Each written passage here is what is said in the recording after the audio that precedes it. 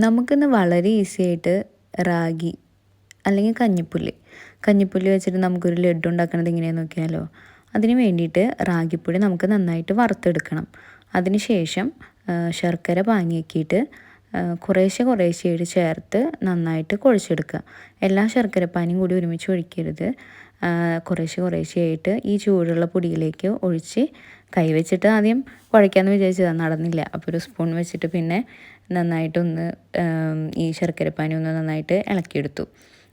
എന്നിട്ട് അതിലേക്ക് കുറേശ്ശെയായിട്ട് ശർക്കരപ്പാനി ചേർത്തിട്ട് നന്നായിട്ട് കുഴച്ചെടുക്കുകയാണ് ചെയ്തത്. കയ്യിൽ വേണമെങ്കിൽ നിങ്ങൾക്ക് എണ്ണയൊക്കെ തടവി കൊടുക്കാൻ, കയ്യിൽ ഒട്ടിപ്പിടിക്കാതിരിക്കാനൊക്കെ ആയിട്ട്. റാഗി എന്ന് വെച്ച് കഴിഞ്ഞാൽ കുഞ്ഞു കുട്ടികൾക്ക് നമ്മൾ കുറുക്കൊക്കെ ഉണ്ടാക്കി കൊടുക്കണ പോലെ വലിയ കുട്ടികൾ ആയവർ കഴിക്കില്ലല്ലോ. അപ്പോൾ ഇതേമാതിരി ലഡ്ഡുവൊക്കെ ഉണ്ടാക്കിയിട്ട് കൊടുത്തു കഴിഞ്ഞാൽ നന്നായിട്ട് കഴിക്കും. അപ്പോൾ ഇങ്ങനെ നമുക്ക് ഉരുട്ടിയെടുക്കാം. അതേമാതിരി അതിന് ശേഷം ഒരു ഭംഗിക്ക് വേണ്ടിയിട്ട് ഞാൻ കുറച്ച് അണ്ടിപ്പരിപ്പ് വെച്ച് കൊടുക്കുന്നുണ്ട്. അപ്പോൾ ഹെൽത്തി ആയിട്ടുള്ള നല്ലൊരു സ്നാക്സാണിത്. അപ്പോൾ നിങ്ങളെല്ലാവരും ട്രൈ ചെയ്തിട്ട് എങ്ങനെയുണ്ടെന്ന് പറയാനായിട്ട് മറക്കരുത്. അപ്പോൾ ഓക്കെ, ബൈ.